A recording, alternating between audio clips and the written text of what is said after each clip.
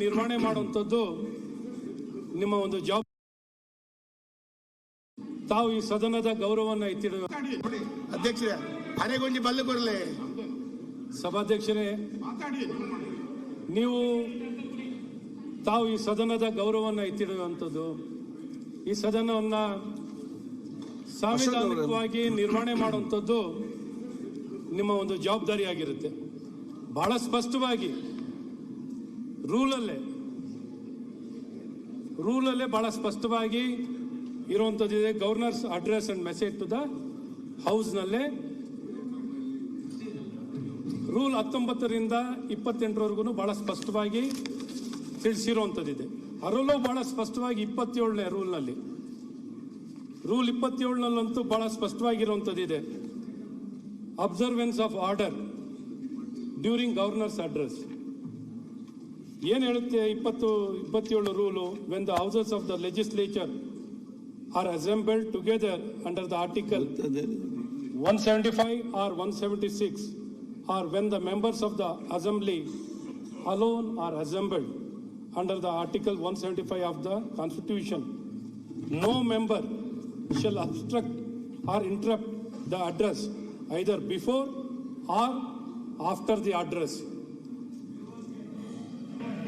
during its duration with any ಸಣ್ಣ dash ಮನುಷ್ಯನ ಇಡೀ ಜೀವನ. obstruction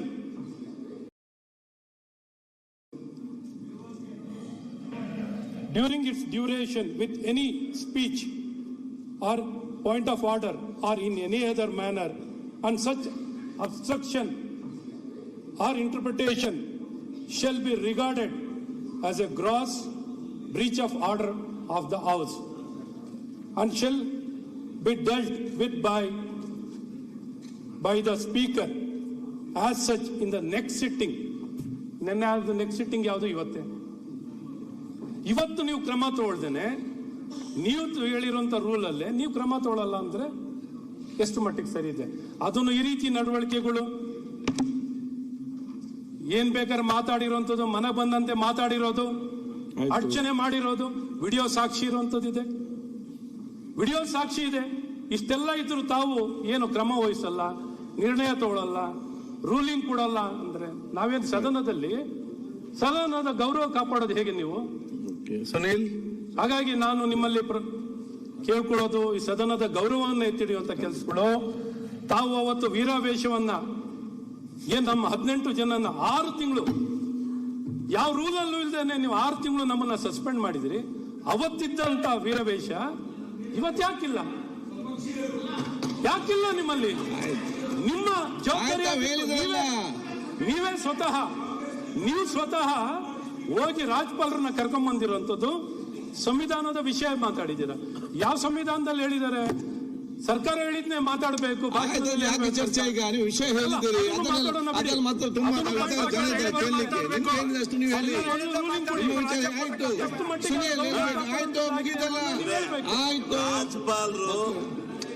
ಯಾವ ರೀತಿ ಶಿವಲಿಂಗ ಅವ್ರೆ ಅಲ್ಲ ಒಂದ್ ನಿಮಿಷ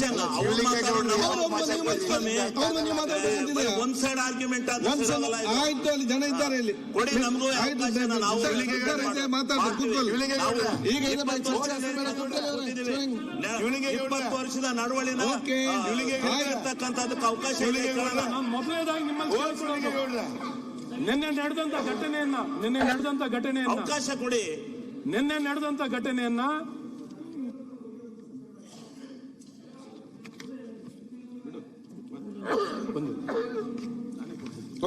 ಸನ್ಮಾನ್ಯ ಸಭಾಧ್ಯಕ್ಷರು, ನಿನ್ನೆ ನಡೆದಂತ ಘಟನೆಯನ್ನ ಮೊದಲು ಗವರ್ನರ್ ಅವ್ರಿಗೆ ಅರ್ಚನೆ ಮಾಡಿರೋದು, ಅಗೌರವ ತೋರಿಸಿರೋದನ್ನ ಮೊದಲನೇದಾಗಿ ಖಂಡಿಸೋದು ಆಗ್ಬೇಕು. ಮೊದಲನೇದಾಗಿ ಕ್ಷಮಾಪಣೆನ ಕೇಳುವಂಥದ್ದಾಗಬೇಕು, ಸಂವಿಧಾನದ ಗೌರವವನ್ನು ಎತ್ತಿಡಿಯುವಂಥದ್ದಾಗಬೇಕು, ಕರ್ನಾಟಕದ ಈ ಸದನದ ಗೌರವವನ್ನ ಕಾಪಾಡುವಂಥದ್ದಾಗಬೇಕು. ಮೊದಲು ನಿನ್ನೆ ನಡೆದಂತ ಘಟನೆಯನ್ನು ಖಂಡಿಸುವಂಥದ್ದು ರೆಸಲ್ಯೂಷನ್ ಪಾಸ್ ಆಗಬೇಕು. ಸುನೀಲ್ ಅಧ್ಯಕ್ಷರೇ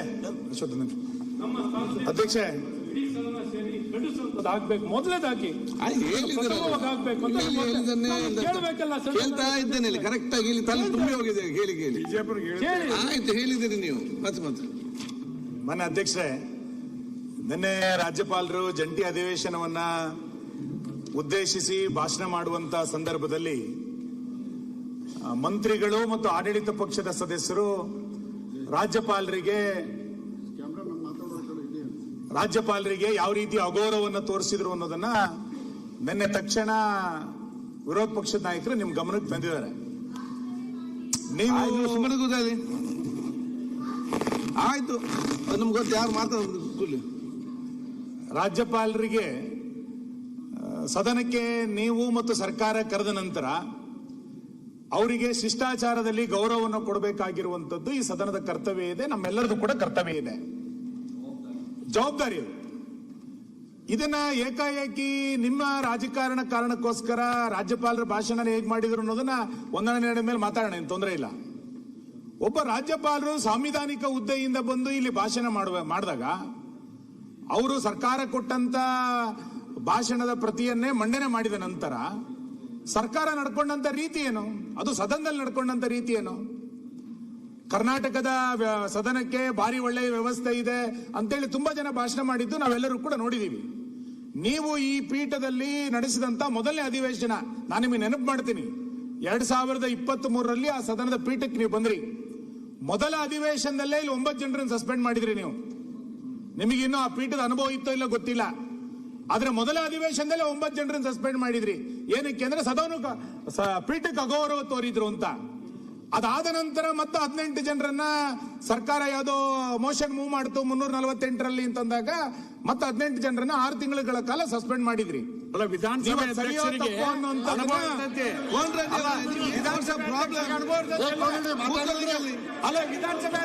ಆಯ್ತು, ಕೇಳಿ. ಅವ್ರು ನನ್ನ ಹತ್ರ ಮಾತಾಡಿದ್ರೆ ಆಯ್ತು, ಕೂತ್ಕೊಳ್ಳಿ. ಈಗ ನೀವು ಅಧ್ಯಕ್ಷ ಅನುಭವ ಕೊಡ್ರಿ.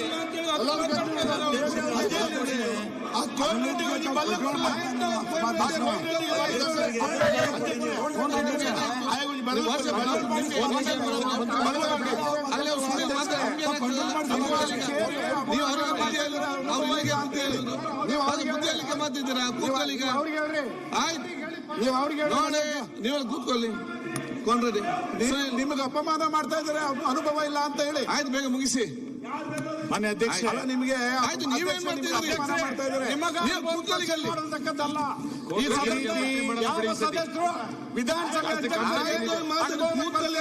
ನೀವು ಸುಮ್ಮನೆ ಅಂತ ಮಾತಾಡಿ, ಅನುಭವ ಇಲ್ಲ ಅಂತ ಹೇಳ್ತಾ ಇದಾರಲ್ಲ. ಕೋನ್ ರೆಡ್ಡಿ ಕೊಂಚ ಬಲ್ಲ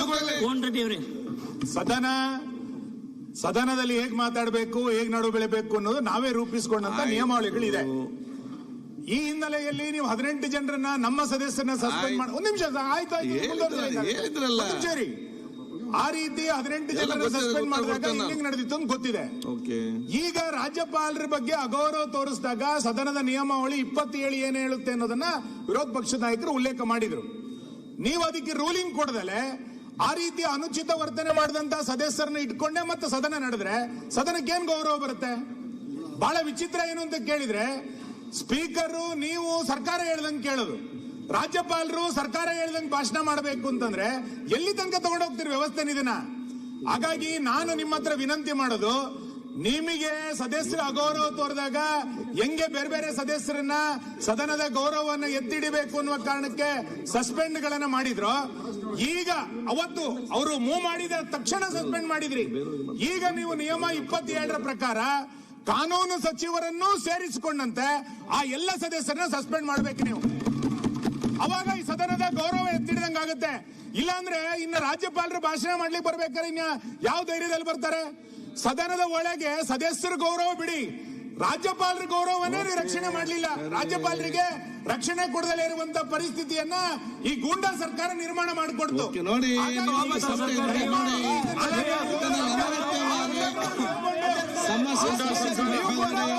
ದಯಮಾಡಿ ಸದನದ ಗೌರವವನ್ನು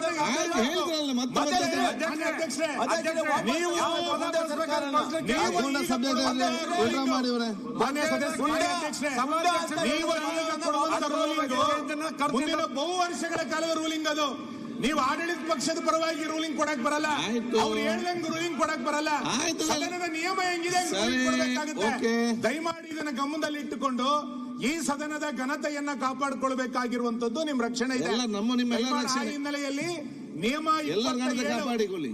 ನಿಯಮ 27ರ ಪ್ರಕಾರ ಏನ್ ಕ್ರಮ ತಗೊಳ್ಬೇಕು ಅಂತ ಮಾನ್ಯ ವಿರೋಧ ಪಕ್ಷದ ನಾಯಕರು ಹೇಳಿದಾರ, ಅದಕ್ಕೆ ರೂಲಿಂಗ್ ಕೊಟ್ಟು ನಂತರ ಮುಂದಿನ ಅಧಿವೇಶನ ನಡೆಸಬೇಕು ಅಂತ ನಾನು ವಿನಂತಿ ಮಾಡ್ತೇನೆ. ಈಗ ಒಂದ್ ಸೆಕೆಂಡ್ ಒಂದೇ ಮಿನಿಟ್ ಚರ್ಚೆ ಇದ್ದರೆ ಚರ್ಚೆ ಮಾಡ್ತಾರೆ, ಬೇರೆ ಚರ್ಚೆ ಮಾಡ್ತಾರೆ ನೀವು. ಒಂದ್ ಸೈಡ್ ಆಗ್ಬಾರ್ದು ಯಾವತ್ತು. ಏನ್ ಒಂದ್ ಸೈಡ್?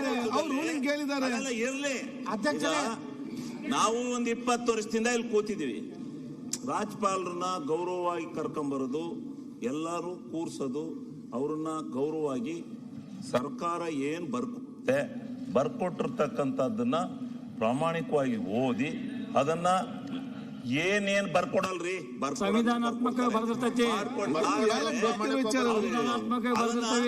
ಆಯ್ತು, ಓದ್ಲಿಲ್ಲ, ಆಯ್ತು, ಪೂರ್ಣ ಓದ್ಲಿಲ್ಲ ಅಂತ ಇಟ್ಕೊಳ್ಳೋಣ.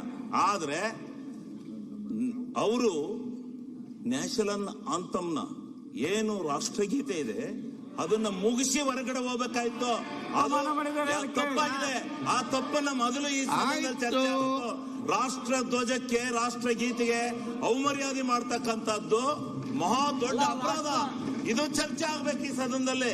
ಈಗ ಇವರು ಈ ಯಾರೋ ಗೊತ್ತಿಲ್ದಲೆ ಏನ್ ರಾಜ್ಯಪಾಲರ ಹಂಗ ಓದ್ದಲೆ ಅಂತೇಳಿ 2-3 ಜನ ಗೊತ್ತಿಲ್ದಲೆ ಏನೋ ಮಾಡಿರ್ಬೋದು.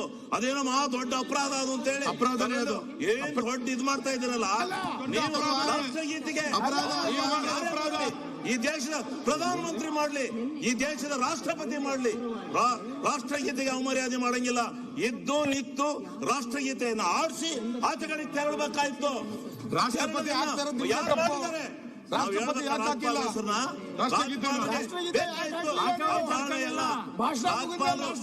ಹೌದು, ರಾಜ್ಯಪಾಲರಿಗೆ ನಾವು ಬಹಳ ಗೌರವ ಕೊಡ್ತೀವಿ, ಬಹಳವಾಗಿ ನಡ್ಕತೀವಿ. ನಾವೆಂದು ಸಂವಿಧಾನದ ವಿರುದ್ಧ ನಡೀತಕ್ಕಂಥವ್ರಲ್ಲ. ಈಗಾಗಿರೋ ಈ ರಾಷ್ಟ್ರಗೀತೆಗೆ ಆಗಿರ್ತಕ್ಕಂಥ ಅವಮರ್ಯಾದೆಗೆ, ಅವಮಾನಕ್ಕೆ ಏನ್ ಶಿಕ್ಷೆ ಅಂತಕ್ಕಂಥದ್ದನ್ನ ಮೊದಲು ತೀರ್ಮಾನ ಇದನ್ನ ಈ ಸುಪ್ರೀಂ ಕೋರ್ಟ್ ಬಿಡೋದಿಲ್ಲ.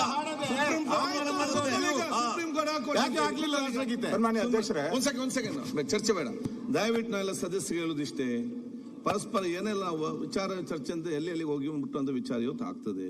ಇವತ್ತು ಸಬ್ಜೆಕ್ಟ್ ಏನಿದೆ ಅಂತ ಹೇಳಿದ್ರೆ ಅವರೊಂದು ವಿಚಾರ ಇತ್ತು. ಮೊನ್ನೆ